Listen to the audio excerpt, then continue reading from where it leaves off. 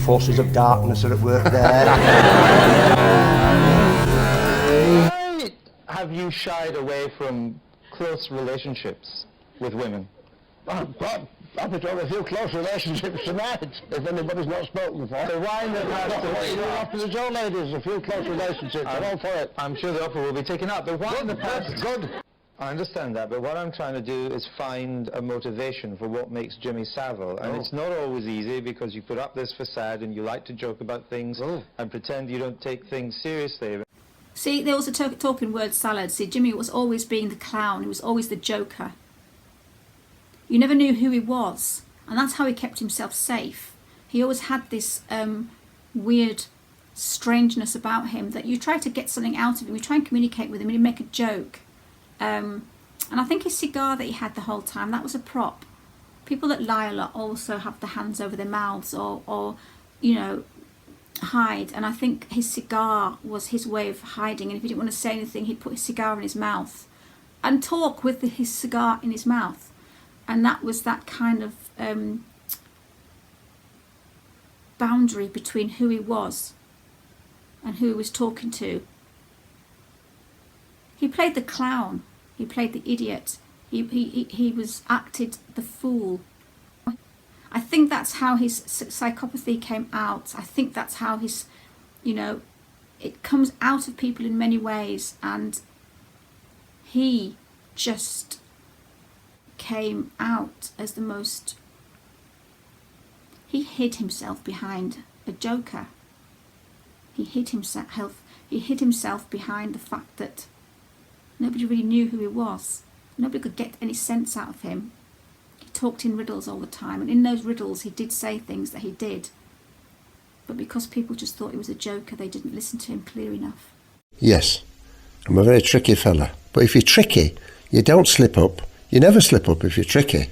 No, because you're tricky. Because you can get out of it. Yes, if something comes in front of you. Oh, can you get out of it? Because you're tricky. You can skate round it. If anybody said, oh, what's Jimmy like? Oh, I don't know what he's up to. It's a con job. That's called being tricky. I've got the ability to make a few quid because I'm tricky. Being tricky. That's what he did. Ducking and diving. Talking in riddles.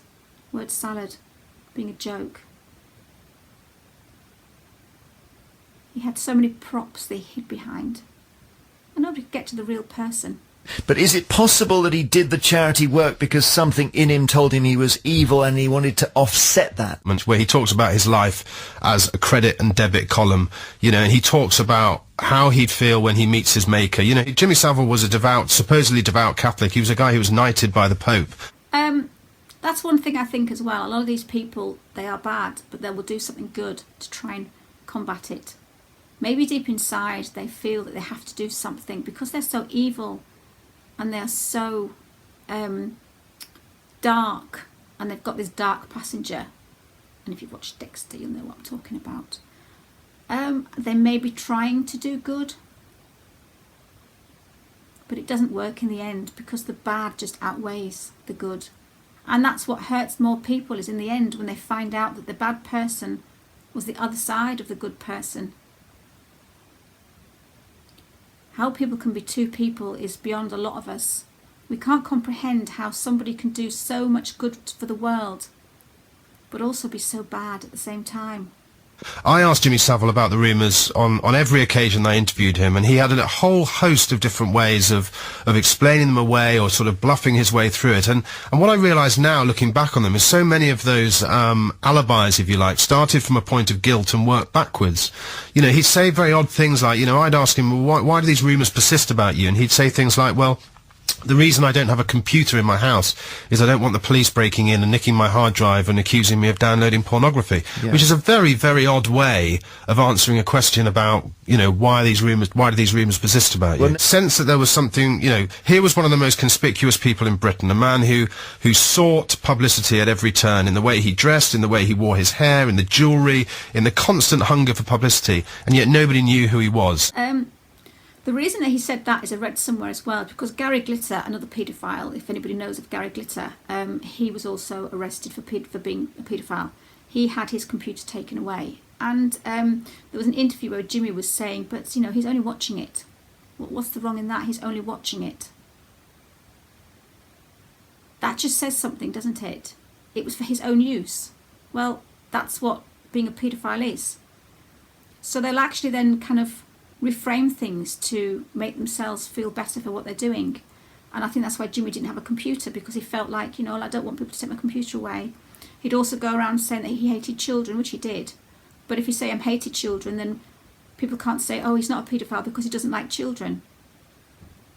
But you don't have to like children to do what he did. Publicity, and yet nobody knew who he was. And I did keep on going in terms of trying to unmask him, trying to find what lay within. I felt that there was darkness at his core, but I don't think anybody was prepared for the extent or the scale of it. But what struck me as odd when I found this piece in my diary, and what struck me as odd about it, reading it now, with hindsight, is that what he was doing was finding stuff that he could hold over the staff.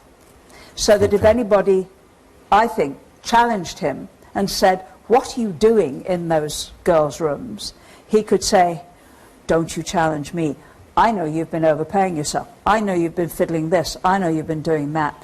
And that would mean that people would be much more reluctant to out him. And you accept him at the time. And I suppose Sure, because... everybody did. Yeah, you were, in a way you were duped by him as well, because... Everybody was. Yeah. Everybody was. But what Savile was up to was something quite different. He was picking his victims with extreme care and real cleverness. Yeah. He was picking people, kids or prisoners, who were in no position to complain. Yeah, and who were on the margins, and and who would not be believed, even if they did make a complaint.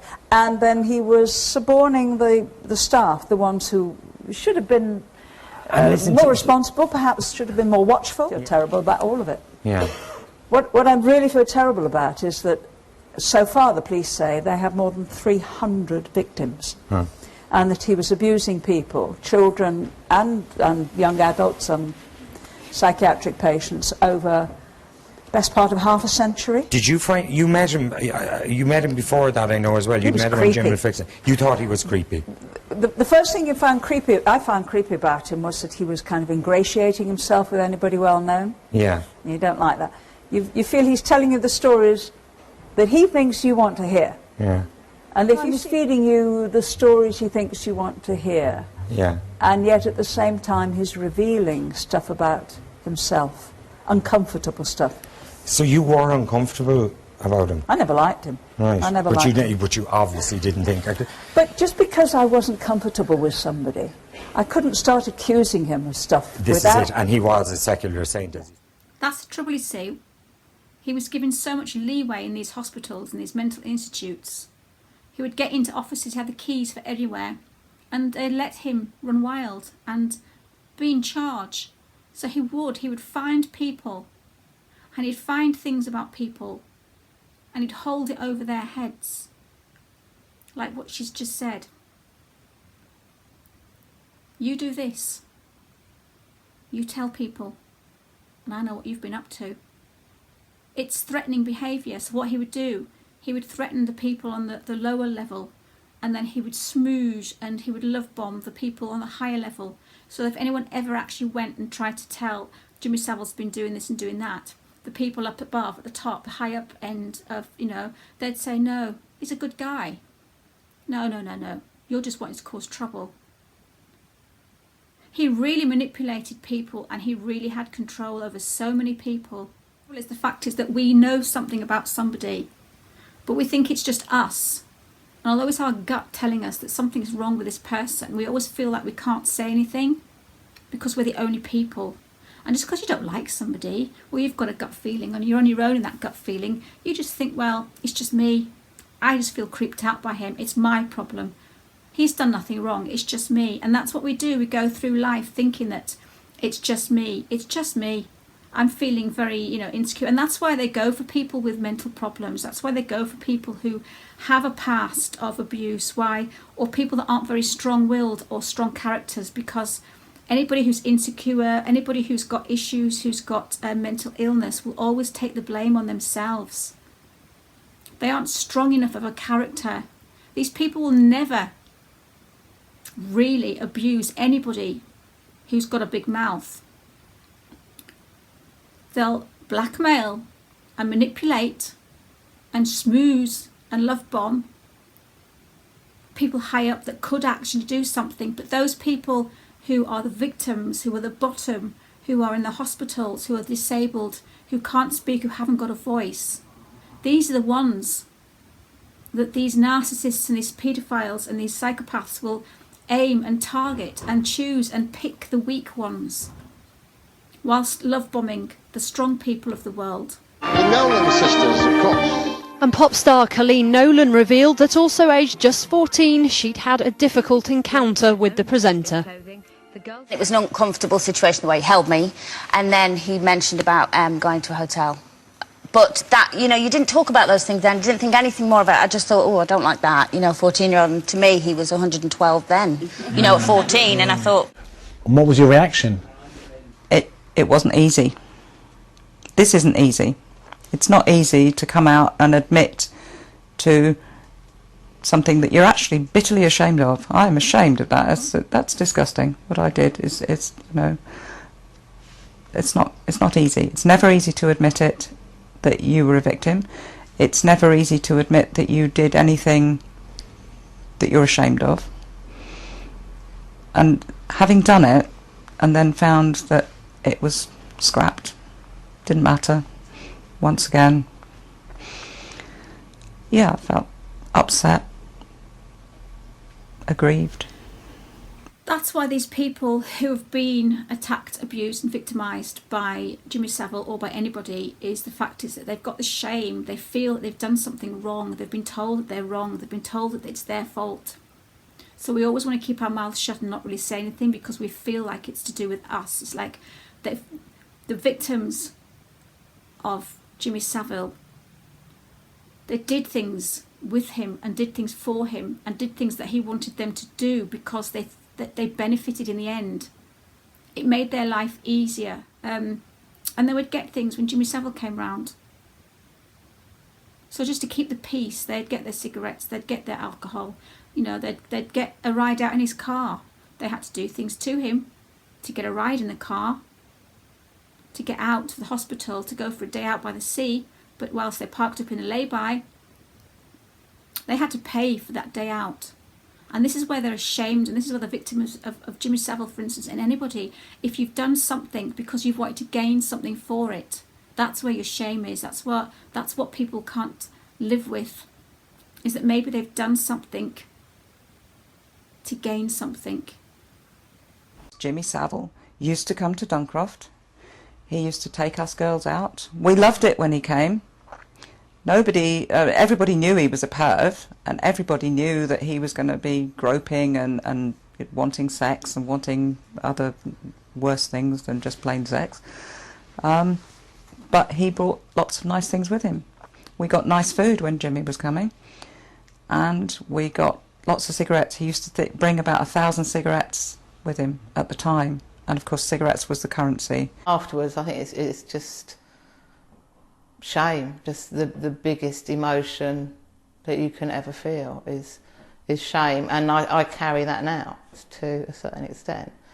I think particularly now I know other women have come forward and said this happened to me, because at the time I just thought, well, it was just a one-off. It was me and my friend. That 9-year-old Kevin Cook was over the moon when his scout troop was invited onto the Jim'll Fix It show in 1974. He was almost godlike. I mean, everybody, you know, he was so famous. It was just the best feeling in the world. When Savile lured the 9-year-old into a BBC dressing room with promises of a coveted Jim'll Fix It badge. That was when he said to me, would you still want your badge? And I said, yeah. And he said to me, you want to earn your badge? And I said, yeah. And then that was when it happened. And then somebody walked straight in, looked, saw us in there, and then walked straight back out. And then that was it. It was over. He said to me, don't you dare tell anybody about this. Nobody will believe you, because I'm King Jimmy. You see how he held it against people? People who are children, they don't know what's wrong and what's right. It's only when you get an adult that you realise what you did when you were a child, that it's wrong. King Jimmy, that's what they called him, King Jimmy. He had this power over people, and there is so many people that have been affected by him, and it's just disgusting. Once the face of the BBC, adored by fans, but Kevin Cook and other alleged victims say King Jimmy used his popularity and power to prey upon children. Probably, you know, I don't think any of us liked him particularly. He was an oddball. I didn't like him as a person. You know, it was always this silly Jimmy Savile. He never, you know, talked to you in a normal way. There were always rumours about him, but you know, I never saw him do anything wrong.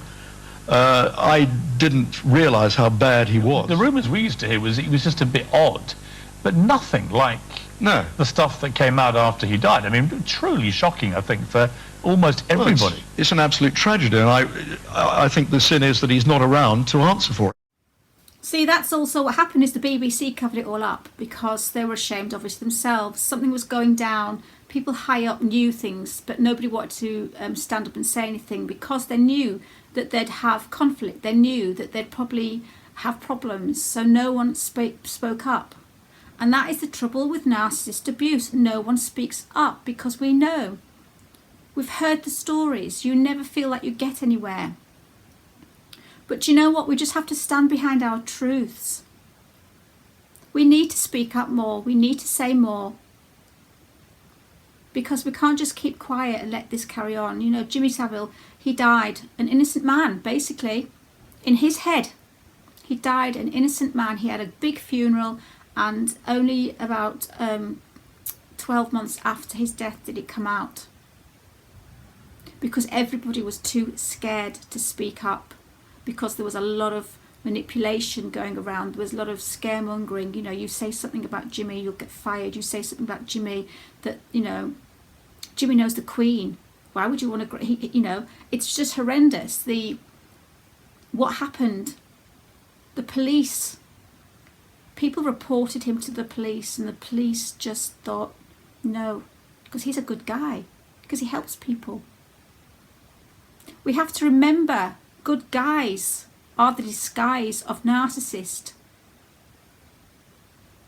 Good guys are what narcissists hide behind. Good Samaritans. And they're good at what they do, and they have to be good at what they do. It's so much easier for someone to be fake and brilliant and perfect than it is someone to be normal. Normal people go around making mistakes, having flaws, you know, admitting they're wrong. If you notice narcissists or people that you've known, they have such an act. It's so easy to pretend to be perfect. But if you're real, you're going to have your flaws. And I think that's one thing. Somebody who's just far too perfect is hiding. They're hiding something. And you were talking about making a film where you kill famous people. Now, this has never been played on television before, but it has a particular relevance. Let's listen to this. So who else is on the goner list? Oh, it's endless, believe me. I just want to make a film of it. On film, I'd like to kill Jimmy Savile. I think he's a hypocrite. Weren't I right? I bet he's into all kinds of seediness that we all know about, but we're not allowed to talk about. I know some rumours. I bet none of this will be allowed out. I should imagine libelous stuff will be allowed out. Nothing I said is liable.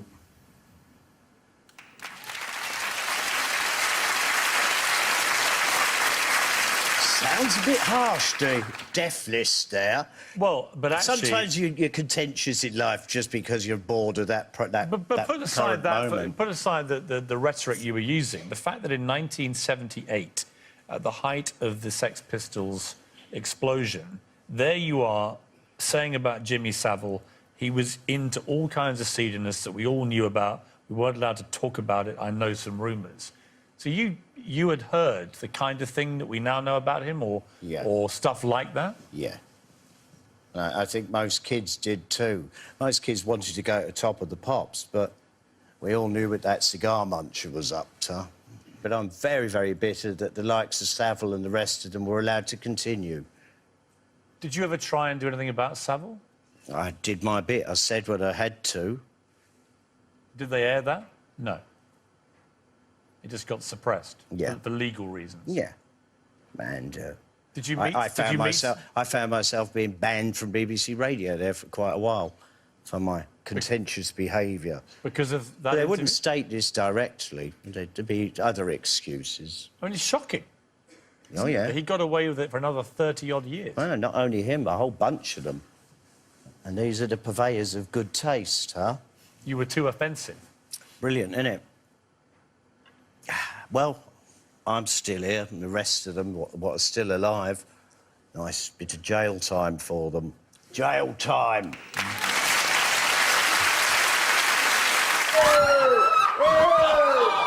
Now then, sir. Oh, here he is, jungle.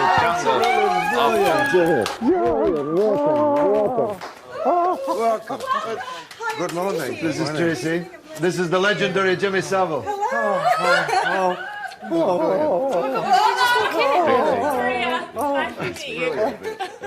You don't have to tell me who you are. Okay. I mean, you're looking at a fan. Hello, darling. Welcome to this crazy madhouse. I'd like to marry all of you ladies for at least 24 hours. If I can tell you why I'm here. So that's really all I wanted to say. You'd seen him on Celebrity Big Brother. That was towards the last few years of his life. And even on Big Brother, they worshipped him. He still had that, where people kind of bent down and kissed his hands because, he was seen as King Jimmy. He was seen as this fantastic guy that ran marathons, that helped hospitals, but that's what he hid behind. So that's really all I wanted to just show to people, that if you hear something, if you're biased towards somebody, if you know somebody and someone else says something bad, a lot of the time it could be flying monkeys, a lot of the time it could be a smear campaign, a lot of the time it could be wrong. But you need to listen and you need to keep your eyes peeled. I'm not saying judge everybody. I'm not saying believe every word that everybody says. But a lot of the time, there's no smoke without fire. And you have to listen to people that tell you stuff because it could just be true. And if more people had listened to the victims of Jimmy Savile, the more people who hadn't been manipulated, the more people that had reported him, the more people that had spoken out, maybe he would have been, taken to justice, arrested, and something would have happened before he got away with it and he died an innocent man. Guys, thank you for watching. I hope this helps you understand that not all empaths are empaths. Take care.